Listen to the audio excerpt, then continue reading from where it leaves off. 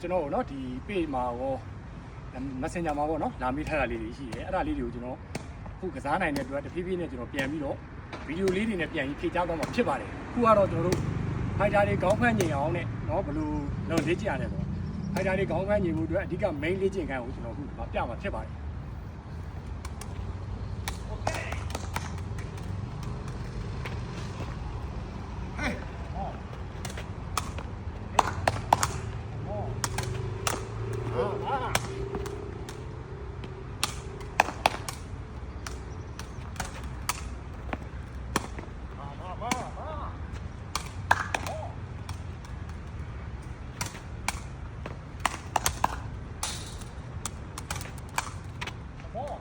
Just one.